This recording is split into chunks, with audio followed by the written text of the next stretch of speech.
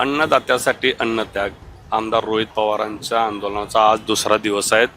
दादा, दुसरा दिवस आहे. कालची काय परिस्थिती होती? नाही, काल कृषी मंत्र्यांच्या माध्यमातून CM साहेबांशी बोलणं झालं. त्यांनी सांगितलं की आपण बैठक घेऊ, विषय चर्चेत आणू.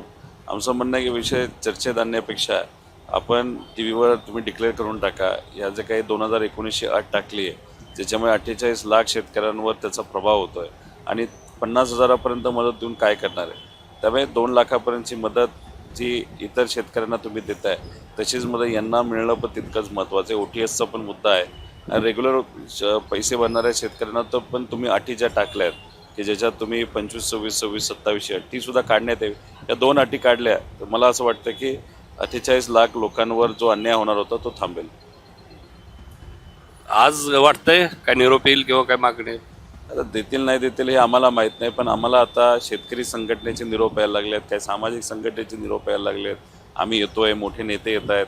उद्या महाविकास आघाडीचे नेते येतील, काँग्रेसचे केंद्रीय नेते आज नाही तर उद्या येतील. त्यामुळे अशा पद्धतीने आता पाठिंबा आपल्या या आंदोलनाला वाढत चालला आहे आणि त्याचा नक्कीच फायदा कुठे ना कुठेतरी सरकारवर दबाव आणून 48 लाख शेतकऱ्यांना न्याय देण्यासाठी होईल.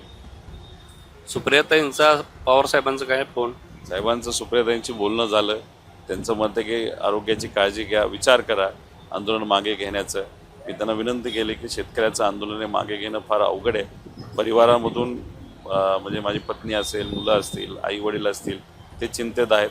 शेवटी निर्णय घेतलेला आहे, न्याय देण्यासाठी प्रयत्न करायचा. बाकी तसं कोणाशी अजून बोलणं नाही झालं. तब्येत खालावत चालली आहे. समजा नाही आज निरोप आला तर पुढची भूमिका कसं? मराठी माणसं आहोत, संघर्ष करणं हे आपल्या रक्तात आहे.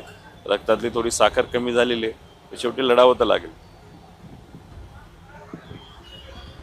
दुसरा दिवस आहे, काय निरोप नाही आला तर हा लढा चालू राहील आपल्याला आमदार रोहित पवारांनी सांगितलेला आहे. जगदीश डांगे, LS मराठी, पंढरपूर.